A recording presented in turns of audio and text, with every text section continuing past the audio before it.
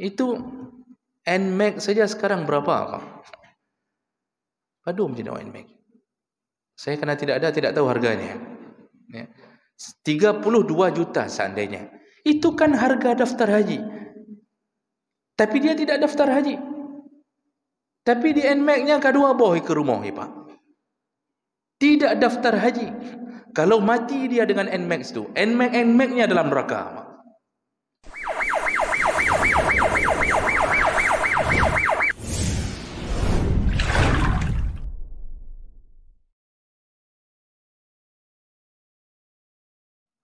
Assalamualaikum warahmatullahi wabarakatuh. Innal hamdalillah nasta'inuhu wa nastaghfiruh wa na'udzu bihi min shururi anfusina wa min sayyiati a'malina. May yahdihillahu fala mudilla lahu wa may yudlil fala hadiya lahu. Asyhadu an la ilaha illallah wahdahu la syarika lahu wa asyhadu anna Muhammadan abduhu wa rasuluhul karim. Allahumma salli wa sallim ala nabiyyina wa sayyidina Muhammadin wa ala alihi wa ashabihi ajma'in. Amma ba'd. Rabbi shrah li sadri wa yassir li amri wahlul 'uqdatam min lisani yafqahu qawli. Segala puji bagi Allah, kemudian salawat dan salam kepada Rasulullah, pada keluarga dan seluruh sahabat-sahabatnya. Bapak Ibu jamaah salat subuh yang Allah muliakan, insyaAllah, di pertemuan kita yang lalu kita sudah membahas salah satu daripada golongan orang-orang yang mendapatkan azab kubur, yaitu orang-orang yang menyebarkan berita bohong di khalayak ramai, menyebarkan berita hoax, menjadi provokator, menjadi buzzer di tengah-tengah masyarakat. Dan dia di saat kematiannya, di alam barzah nantinya, kata Rasulullah, dirobek mulutnya oleh Allah melalui seseorang yang diutus oleh Allah. Dari arah kanan dirobek mulutnya sampai mencapai ke tengkuknya, lalu dirobek sebelah kiri sampai semua kulitnya terlipat ke tengkuknya. Begitu tersiksanya, lalu kemudian dikembalikan seperti semula dan dirobek kembali sampai menjelang kiamat, dan nanti dicampakkan ke dalam neraka Allah. Itu akibat daripada memprovokasi, menyebarkan berita bohong. Kita lanjut masih dalam satu hadis, karena hadis tentang siksa kubur itu mayoritasnya diceritakan melalui hadis Samurah bin Jundab. Dan hadis ini menceritakan mimpi Nabi SAW ketika Nabi diajak oleh malaikat berkunjung ke alam barzah. Jadi alam barzah itu bukan liang lahat yang kita letakkan tubuh kita, tapi dia sebuah alam yang Allah ciptakan untuk orang-orang yang telah meninggal sambil menunggu kiamat terjadi. Nah, disitulah Rasulullah dipertontonkan berbagai macam siksa kubur. Dan orang berikutnya yang diceritakan oleh Rasulullah dalam perjalanannya bersama malaikat di alam barzah, yaitu orang-orang yang menolak atau tidak mau mengamalkan isi Al-Quran.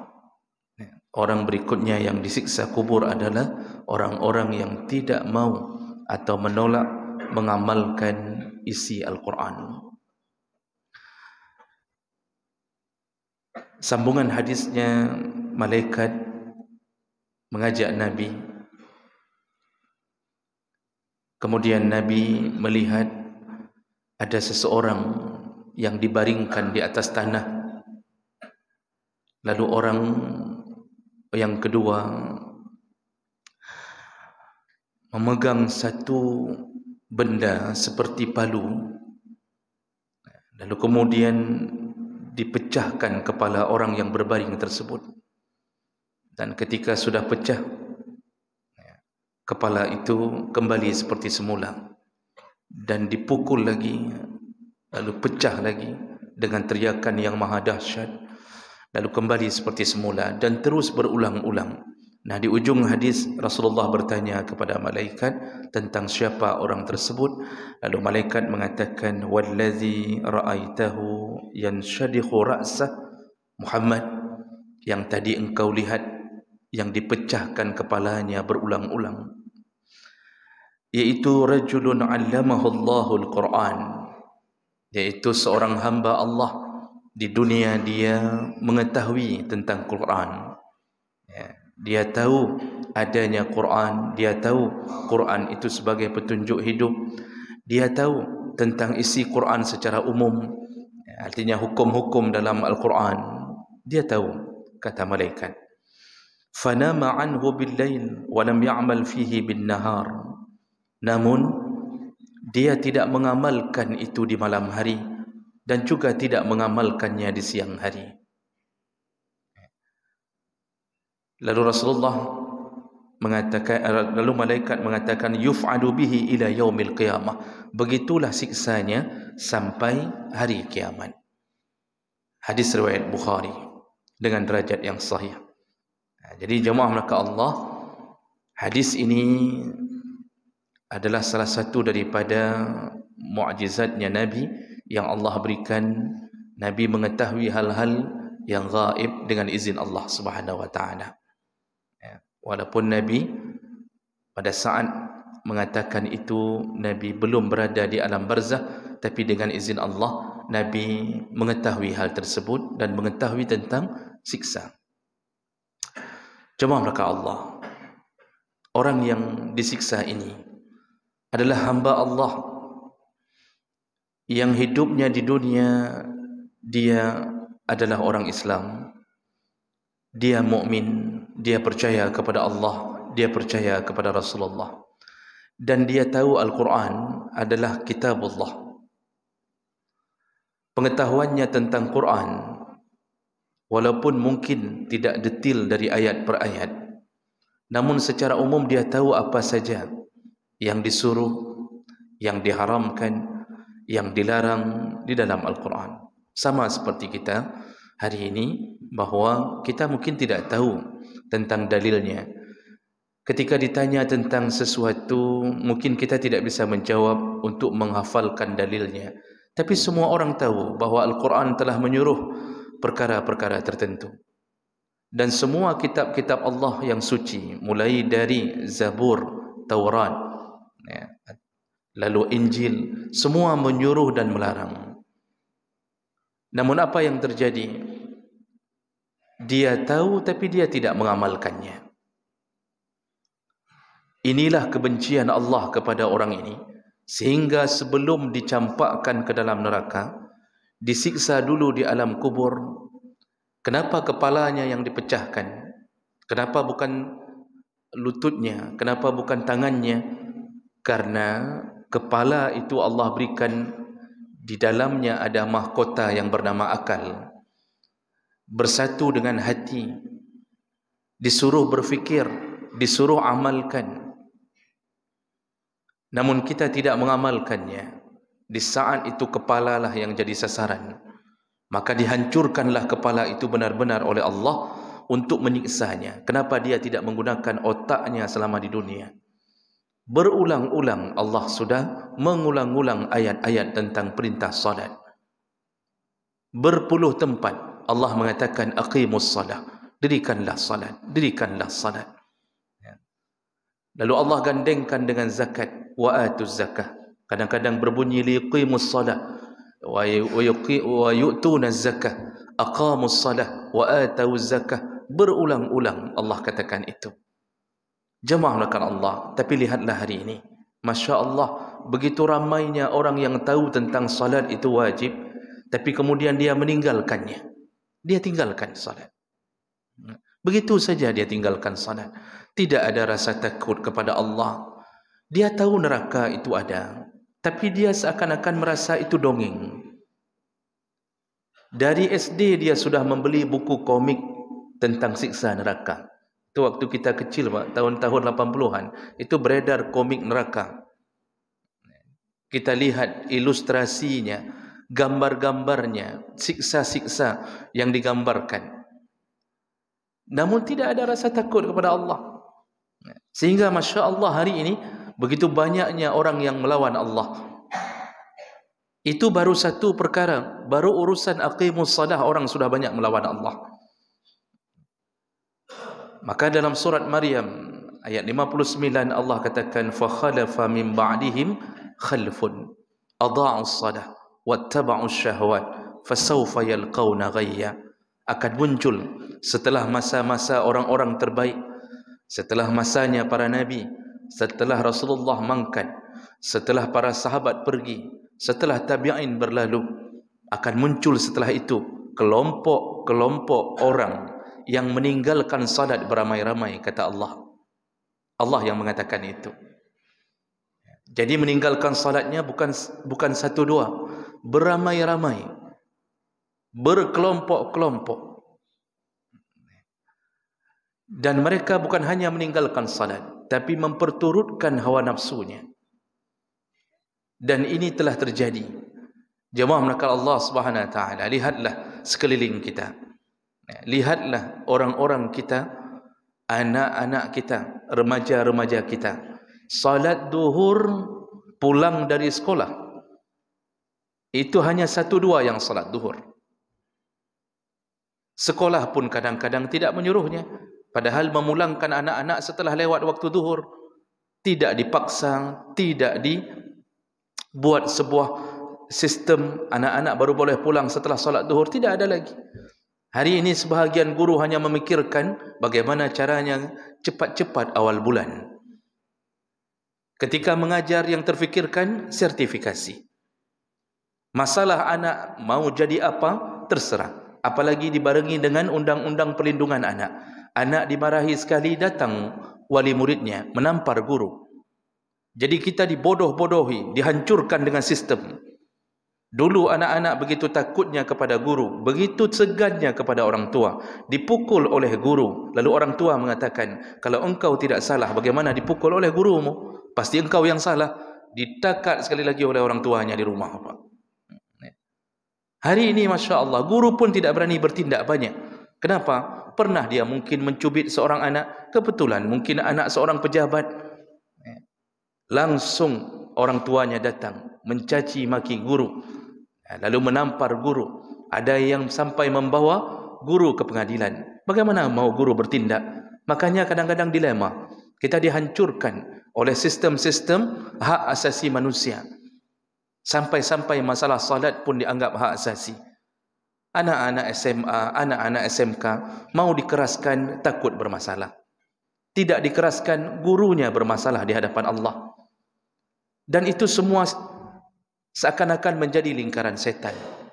Kepala sekolah di saat tidak berusaha membuat sebuah sistem wajib salat sebelum pulang. Kalau itu tidak ada, maka dosa anak-anak yang tidak salat itu selain ditanggung oleh orang tuanya yang telah membiasakan dia tidak salat, juga ditanggung oleh kepala sekolah yang berkuasa di saat jam sekolahnya.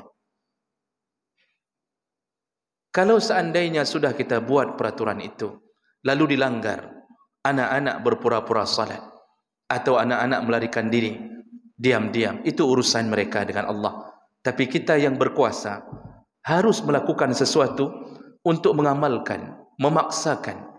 Karena sekarang kita sudah kembali ke zaman jahiliyah. Kita kembali ke zaman jahiliyah. Jangan berfikir bahawa ketika berbicara tentang jahiliyah adalah berbicara tentang kebodohan. Jahiliyah itu bukan bodoh ilmunya, bukan bodoh pengetahuannya. Orang jahiliyah itu pintar. Dalam sirah nabawiyah itu sudah ada peradaban jahiliyah. Bahkan mereka bisa membuat syair-syair. lalu memperlombakan syair-syair, menunjukkan mereka ahli seni, mereka punya pikiran untuk membuat sajak-sajak yang indah, dan mereka tempelkan di pintu-pintu Kaabah. Dalam sirah disebutkan, siapa yang menang, maka 7 pemenang pertama ditempelkan hasil syairnya di pintu Kaabah, atau disebut dengan as-sab'ul mu'allaqat, 7 yang ditempel. Itu seluruh dunia Arab mengetahui bahawa inilah 7 syair terbaik. Itu baru dari sisi seni saja. Mereka membangun, mereka punya cara, ya. Jadi yang bodohnya di mana? Bodohnya mereka tidak mengenal Tuhannya. Begitu pintarnya mereka mendesain hidup dunia, mereka tidak mengenal Tuhannya. Hari ini sama. Kita ini pintar. Teknologi luar biasa. Robot pun hari ini dicipta hampir sama persis dengan manusia. Besi bisa diterbangkan 150 ton, diterbangkan di atas angin dengan pikiran manusia. Semua pembangunan, seni membangun, arsitek berjalan dengan luar biasa. Cukup indah hidup di dunia ini. Ketika orang berfikir sesuatu, maka dia mampu melaksanakannya. Tapi Masya Allah, ternyata kita sama dengan jahiliyah. Apanya yang sama? Orang semakin pintar, semakin tidak kenal siapa Tuhannya. Banyak orang hari ini disibukkan dengan pekerjaannya, tapi kemudian tidak pernah menghadap Allah di waktu azan memanggilnya.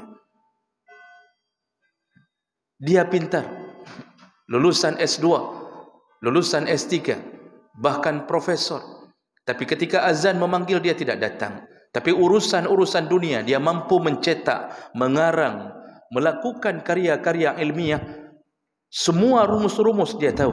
Tapi ketika dipanggil Allah, dia tidak tahu bahwa itu Allah yang memanggilnya.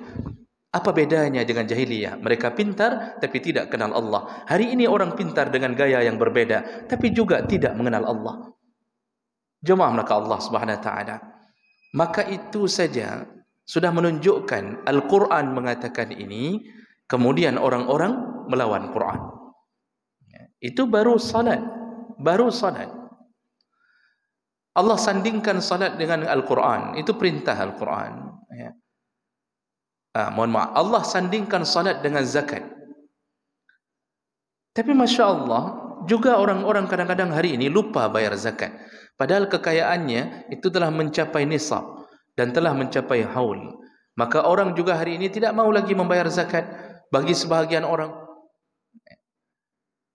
Dan ini semua perintah-perintah Al-Quran satu persatu ditinggalkannya. Itu urusan-urusan dengan Allah. Allah suruh manusia ini untuk melakukan haji.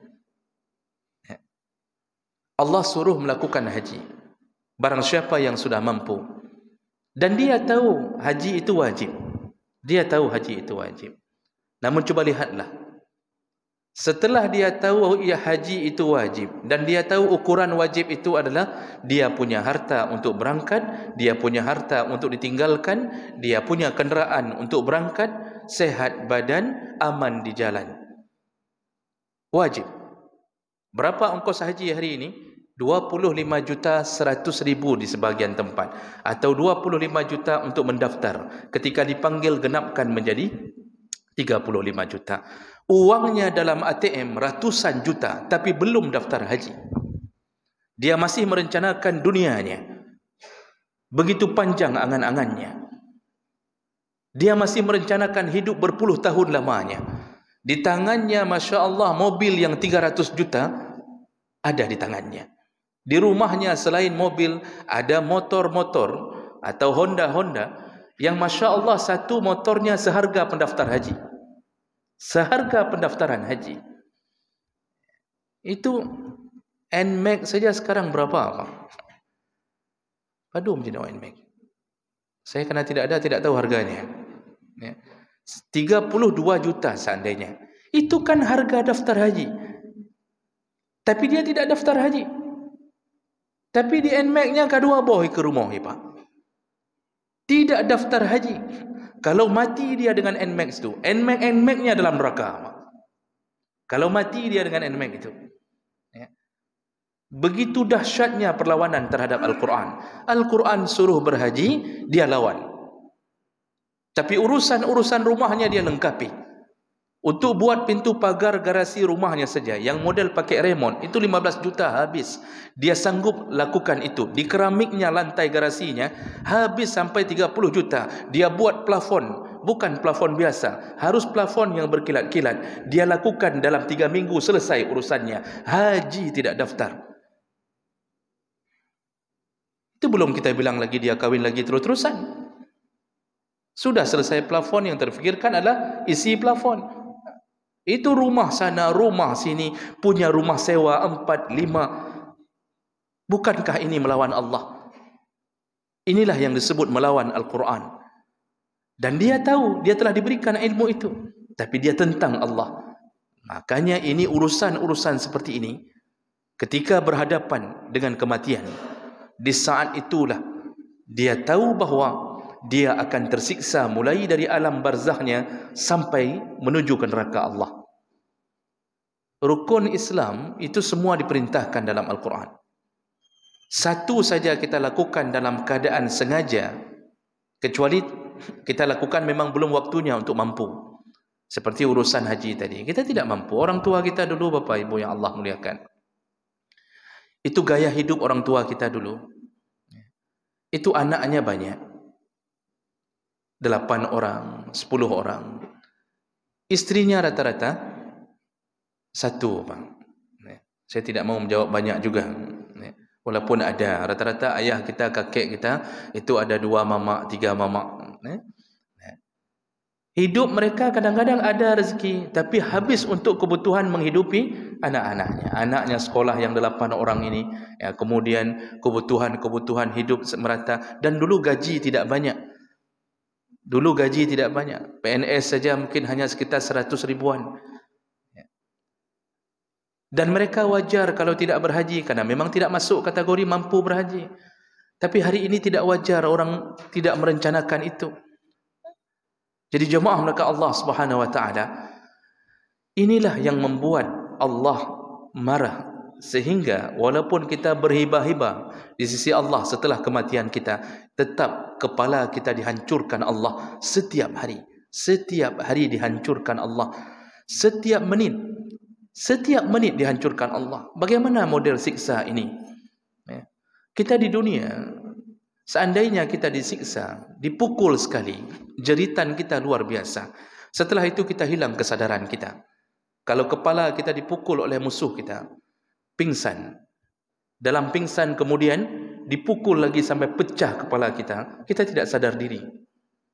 Kemudian diiringi dengan kematian. Selesai sudah azab ini. Tapi di alam kubur Allah buat azab, itu semi azab dari neraka. La yamutu fiha wa la yahya. Dari mulai alam barzah sudah tidak bisa mati lagi. Dan juga tidak ada perasaan untuk hidup lagi. Jadi begitu dipukul teriakannya, kata Rasulullah, seandainya keluar teriakan orang-orang yang disiksa kubur, maka pingsanlah seluruh orang yang mendengarnya. Makanya Allah tidak memperdengarkan kepada jin dan manusia. Allah perdengarkan kepada binatang. Kenapa Allah tidak perdengarkan kepada jin dan manusia? Allah tidak mau jin dan manusia ini taubat gara-gara mendengarkan azab kubur. Allah mau jin dan manusia taubat gara-gara imannya, percaya walaupun dia tidak nampak. Ini level percaya yang paling tinggi. Tidak nampak, tidak disentuh, tidak pernah lihat Allah, tidak pernah mendengarkan suara Allah, tidak pernah melihat bagaimana indahnya surga, bagaimana azab neraka, tapi dia percaya. Dan hari ini Nabi telah mengatakan satu yang gaib, bahwa kita akan ada azab kubur ketika kita tidak taat kepada perintah-perintah Al-Quran. Percaya atau tidak, tanya saja kepada yang sudah mati. Ini apa yang tanya Mbak Uru yang akan mati? Betul nak siksanya? Begitulah jemaah melakukan Allah. Jadi ketika Allah suruh sesuatu dalam Al-Quran, lakukanlah. Ketika Allah larang sesuatu, jangan lakukan. Itu sederhana, itu saja yang perlu kita pertahankan. Hidup 60 tahun itu saja yang perlu kita pertahankan. Ketika Allah mengatakan wala ta'kulur riba, janganlah engkau makan riba. Cukup bertahan, jangan makan riba, jangan mentang. Karena ini sebuah pekerjaan yang dibiasakan sehingga dianggap tidak lagi berdosa. Ya, tidak lagi berdosa. Mohon maaf sebagai penutup. Kita ini saking biasanya makan riba sehingga kita menganggap tidak berdosa. Allah mengatakan ahallallahu al-bai'a wa harrama riba. Allah halalkan jual beli, Allah haramkan riba. Tapi anehnya orang mendesain jual belinya dengan gaya riba. Jadi dia bingung sendiri, ini kan jual beli bukan riba, tapi dia desain, dia setting jual belinya dengan gaya riba. Mana contohnya? Ketika kita berhadapan dengan lembaga-lembaga pengkreditan, kita masuk ke satu toko, membeli satu motor. Harga motor sekitar 20 jutaan. Lalu kita hanya diminta untuk membayar DP. Bayar DP sekitar 5 juta. 15 juta tertangguh. Tapi Masya Allah diizinkan kita membawa pulang motor hanya dengan membayar 5 juta. Pertanyaannya, siapa yang membayar 15 juta itu? Ternyata ada lembaga ketiga yang membayarnya, yaitu di sana ada Kak Adira, ada Kak Anissa, ada Kak macam-macam Kak Ainan. Ya. Itu lembaga-lembaga yang berjuang untuk masuk neraka. Mereka membayarkan 15 juta ke showroom, langsung ke showroomnya. Mereka yang bayarkan. Otomatis kita sebagai pembeli diikat menjadi nasabah mereka. Mereka pinjamkan ke kita 15 juta. Dan kita tahu sistem itu. Sistem leasing itu kita tahu. Selanjutnya kita diminta kembalikan uang tersebut. Dia pinjamkan 15 juta untuk bisa keluarkan motor. Lalu kemudian kita diminta bayar kembali. Berapakah yang kita bayar? Sesuaikah dengan 15 juta tadi? Tidak. Ternyata kita disuruh bayar melebihi daripada itu. Dengan sistem membuat margin. Kalau ambilnya 3 tahun sekian, kalau ambilnya 2 tahun sekian, kalau 5 tahun sekian. Berubah dari 15 juta yang dipinjamkan, harus bayar mencapai 20 juta, 25 juta. Dengan cara bayar cicilan sedikit-sedikit. Apa hukumnya? Langsung jatuh ke riba. Kullu qardin jarra fihi manfa'ah fahuwa wajhun min wujuhir riba. Semua pinjam meminjam, utang piutang yang mengambil manfaat, dipinjamkan 15 juta, diambil manfaat, disuruh bayar 25 juta dengan sistem cicilan, langsung jatuh ke dalam riba. Dan dosanya melebihi daripada 36 kali berzina. Dan dosanya di dalam hadis yang lain sama dengan berzina dengan ibu kandung sendiri. Tapi orang remeh. Alah biasanya. Sampai ada yang mengambil dalih, alah ustaz tu pun kayak gitu juga kerjanya. Mana ada, kan dia cuma pintar ceramah saja. Hana mendum tengku ustaz yang pintar ceramah ke pembulatannya. Na yang malim-malim sirau salih dua na abang. Mudah-mudahan kita bisa jaga itu. Tapi kita remehkan hari ini. Sehingga kita tidak takut mati kita dalam keadaan sedang melakukan itu. Subhanallah. Orang hari ini melawan Al-Quran. Maka siap-siaplah. Kalau tidak taubat juga, duluan dijemput oleh malaikat maut. Sebelum taubat kita, bersiap-siap. Dipecahkan kepala kita setiap menitnya di alam kubur. Capek di atas kubur. Orang melakukan samadiyah, orang melakukan ini, itu macam. Tapi di dalam kubur, dipecahkan kepala kita. Akibat apa? Melawan Al-Quran. Dan ini telah dipastikan oleh Nabi SAW. Mudah-mudahan menjadi renungan bagi kita untuk menanamkan rasa takut kita kepada Allah Subhanahu Wa Taala, dan semoga Allah kumpulkan kita kembali di dalam surganya. Amin ya rabbal alamin. Subhanakallahumma bihamdik, asyhadu an la ilaha illa anta, astaghfiruka wa atubu ilaik. Wassalamu alaikum warahmatullahi wabarakatuh.